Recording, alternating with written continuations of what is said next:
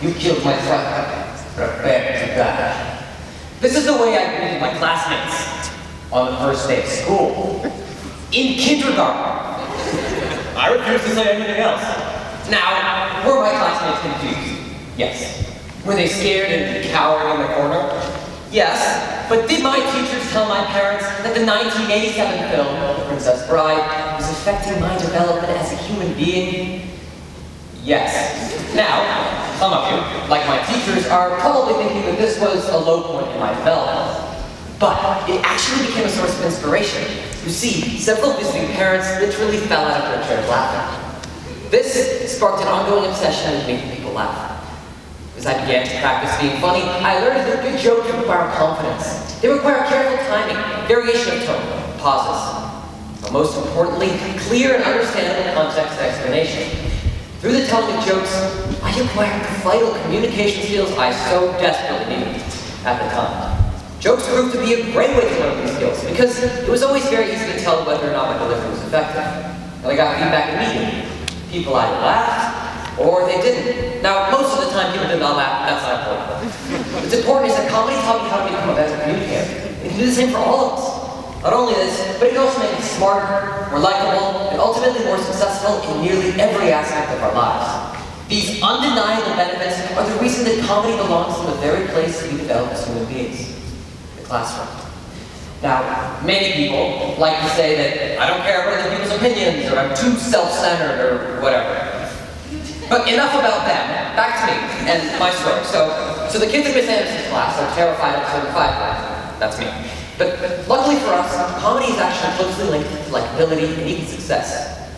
One of America's top recruiting firms conducted an international survey. They found that 91% of executives considered a sense of humor important for career advancement.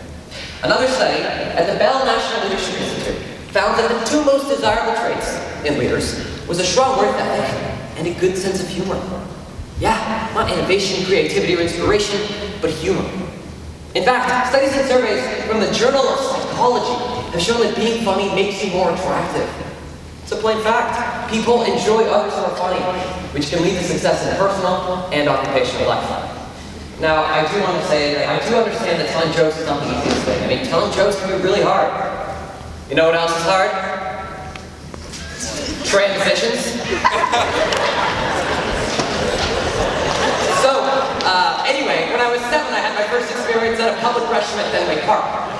Before we entered, my dad looked me in the eye and he said, "Listen, don't touch anything." Look at me, look at me. Do you understand? Don't touch anything. I entered the bathroom and I immediately proceeded to run my arm along the entire wet, disgusting sink.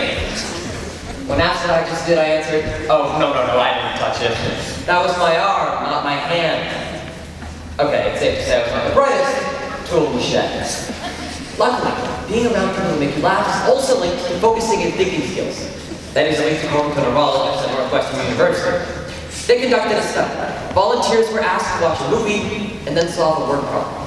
Volunteers asked to watch a funny movie showed far more focus and creative thinking on brain scans, and were measurably better at solving the problems than those who were asked to watch other movies.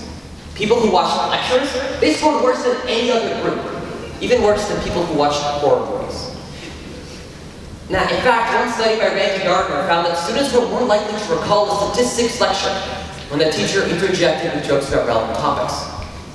A 5-year approach to learning would literally help students focus, think creatively, solve problems, and remember what they learned. Now, many people, teachers, parents, bus drivers, dentists, have told me that this topic isn't really, with everything going on, it's not really important right now. But the existence of problems doesn't make humor any less important.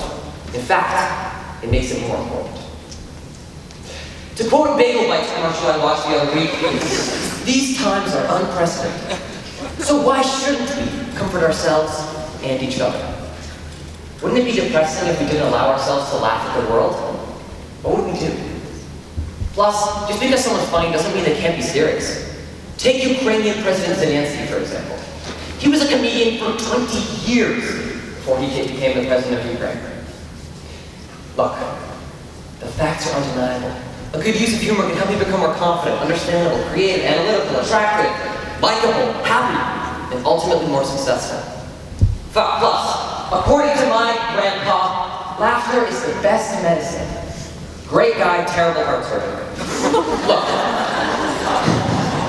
Look, there's plenty of examples of comedy in a learning setting. Even lawyers find that improv comedy lessons help them think on their feet. Now, I'm not saying that we need courses on stand-up comedy. I'm just encouraging teachers to create an environment of laughter by encouraging a general playfulness. This change can help students develop their essential social and mental skills, and it will even help keep them more engaged. Now, I usually have ended my speeches in past rounds with a fictional comedic quote from the mayor, but the mayor's actually here today, so here's what she actually told me. Who are you? How did you get into my office? Why are you dressed as a banana?